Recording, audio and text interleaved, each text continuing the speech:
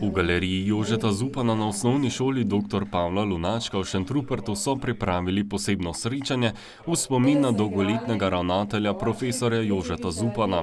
Avgusta letos se je poslovil, še predtem pa dokončal svojo zadnjo knjigo.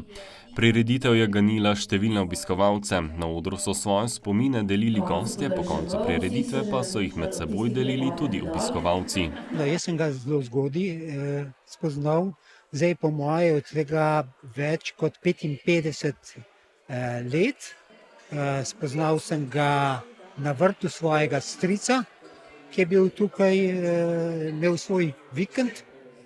In on je pomagal mojemu stricu, ki je že malo starel bil, urejati ta hortikulturni vrt, ker on je bil predsednik hortikulturnega društva.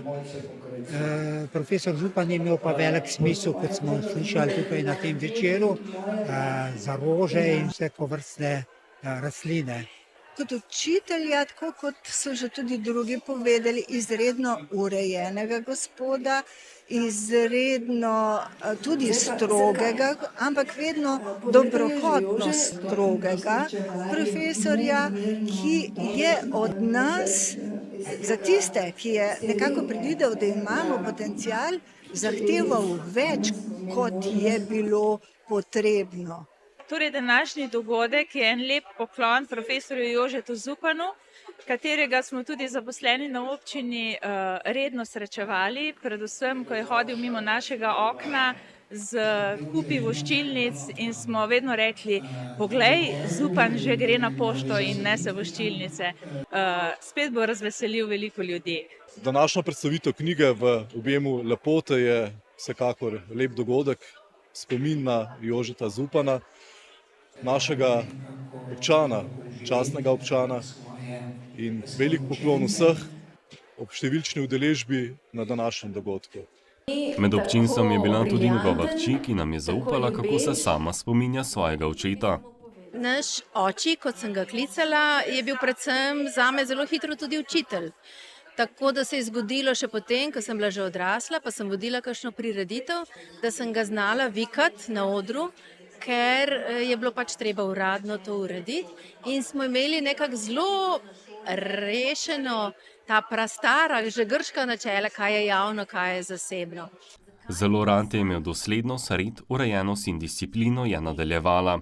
Svojo nekdanjo učenko, danes upokojeno profesorico, je navdušil nad obrazovanjem vrtnic.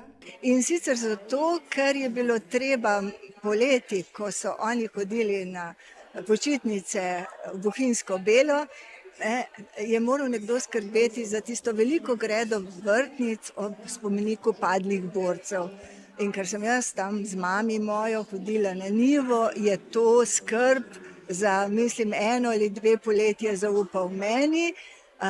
Meni je bilo seveda to v čast, v veselje. Pozneje je profesor, ki je učil tako njo kot tudi gospoda Zupana, Matjaž Kmecel, razvil svojo vrtnico, najprej Prešernovo, potem še Trubarjevo, in jo poklonil profesorju Zupanu, in on dva sta jo vzgajala in dobila sem tudi primerek jaz. In cvet iz te vrtnice je avgusta, najlepši cvet iz Prešernove vrtnice, je šel tudi z njim v grob. Jože Zupan je svojo zadnjo knjigo začel pisati že pred 2 letoma, pri delu pa mu je pomagala tudi hči, ki je kasneje prevzela uredniško vlogo. Uredniki smo res botrice in botri iz ozadja in stopimo v čevlje tistega, čigar knjigo urejamo, s čim večjim srcem, zato da naredimo tisto, kar bi najbolje želel in hotel narediti avtor. Kot pravi, se je oče, ko je prišel njegov čas, poslovil, sama pa je ostala z njegovimi rokopisi in s knjigo.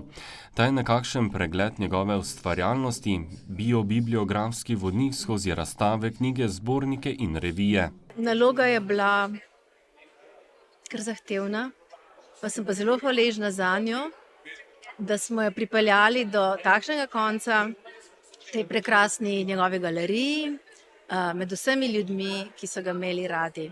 Tako da na koncu je vse prav. Če še ni prav, še nismo na koncu.